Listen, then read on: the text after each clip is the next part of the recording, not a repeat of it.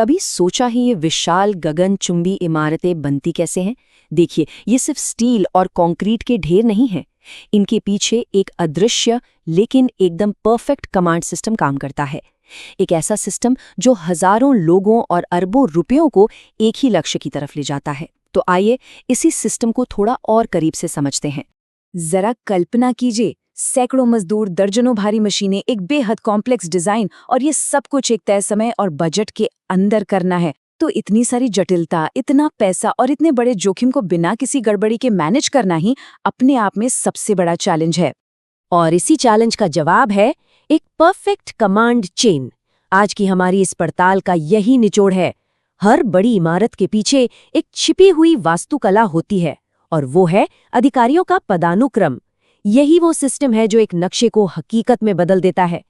तो आज हम देखेंगे कि ये सिस्टम काम कैसे करता है। हम सबसे ऊपर यानी प्रोजेक्ट के मास्टरमाइंड से शुरू करेंगे, फिर साइट पर काम करने वालों तक जाएंगे और आखिर में उन 3 सुनहरे नियमों को समझेंगे जो किसी भी प्रोजेक्ट की सफलता तय करते हैं। चलिए इस सिस्टम में सबसे ऊपर से शुरू करते हैं।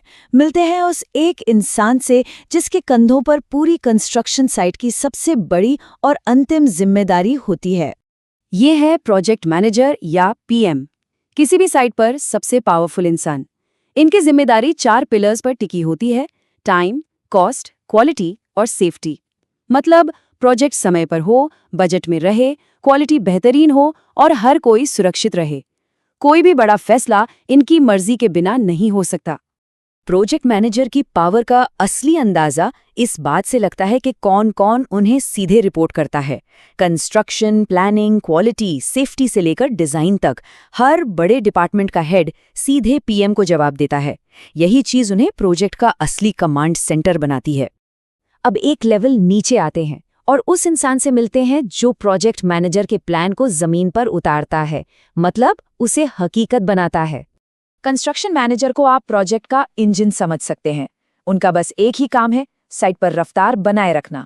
हर दिन काम तेजी से और प्लान के मुताबिक हो, ये देखना उनकी जिम्मेदारी है। स्लैब कितनी तेजी से डल रहा है, काम की प्रोग्रेस क्या है, सब कुछ इन्हीं पर निर्भर करता है। लेकिन यहाँ एक प्रॉब्लम है। जब रफ्तार और लागत बचाने पर इतना जोर हो तो क्वालिटी और सेफ्टी से समझौता होने का खतरा बढ़ जाता है ना? तो सवाल ये है कि इसे रोका कैसे जाए।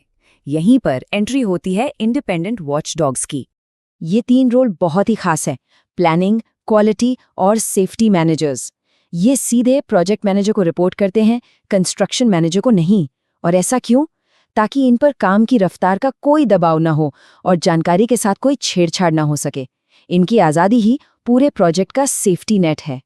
प्लानिंग मैनेजर का काम सिर्फ प्लान बनाना नहीं, बल्कि सच सामने रखना है।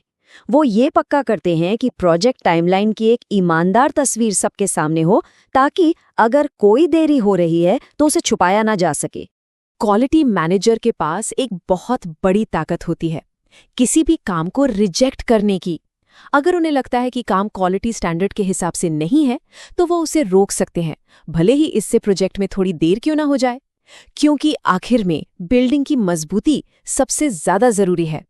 और सेफ्टी मैनेजर का अधिकार तो शायद सबसे बड़ा है, लोगों की जान बचाने का। जैसे जैसे बिल्डिंग ऊंची होती है, खतरा भी बढ़ता जाता है। ऐसे में इनका एक फैसला किसी बड़े हादसे को टाल सकता है। इनकी जिम्मेदारी सबसे ऊपर है। अच्छा, तो अब जरा और जमीन पर उतरते हैं और देखते हैं कि कागज पर बनी ड्राइंग असल में एक एक मंजिल करके एक पूरी बिल्डिंग में कैसे बदलती है। तो ये है पूरी कमांड चेन, टॉप से लेकर बॉटम तक। इससे साफ पता चलता है कि ऑर्डर कैसे ऊपर से नीचे की तरफ आता है।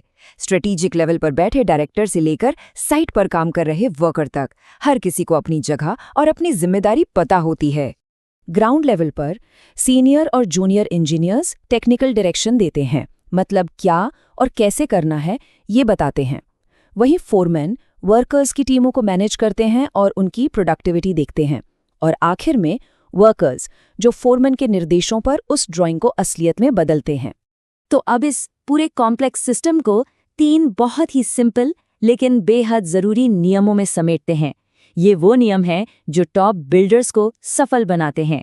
पहला सुनहरा नियम: सिंगल पॉइंट रिस्पॉन्सिबिलिटी, मतलब हर बड़े प्रोजेक्ट के लिए सिर्फ एक बॉस होना चाहिए और वो है प्रोजेक्ट मैनेजर। अंतिम जवाबदेही सिर्फ एक इंसान की होती है ताकि कोई कंफ्यूजन न रहे। दूसरा सुनहरा नियम है आइडियल स्पैन ऑफ कंट्रोल। इसका सीधा सा मतलब है कि एक मैनेजर के अंडर इतने ज्यादा लोग नहीं होने चाहिए कि वो किसी को ठीक से मैनेज ही ना कर पाए। ये जो रेशियो है ये पक्का करते हैं कि हर टीम को सही डायरेक्शन मिले और साइट पर कोई अफरा तफरी ना हो। और तीसरा और आखिरी नियम, काम रोकने की शक्ति। ये एक तरह की सुपर पावर है जो सिर्फ 3 लोगों के पास होती है, प्रोजेक्ट मैनेजर, सेफ्टी मैनेजर और क्वालिटी मैनेजर। ये एक सेफ्टी वाल्व की तरह काम करता है ताकि अगर कुछ भी बहुत बड़ा गलत हो रहा हो तो उसे तुरंत रोका जा सके। तो एक परफेक्ट सिस्टम तो बना लिया गया जो सफलता के लिए ही डिजाइन किया गया है, पर ये पूरा का पूरा सिस्टम आखिर में इंसानों पर ही तो निर्भर करता है। और ये बात हमें सोचने पर मजबूर करती है कि शायद असली खतरा स्टील और कंक्रीट में नहीं बल्कि इंसानी फैसलों में है।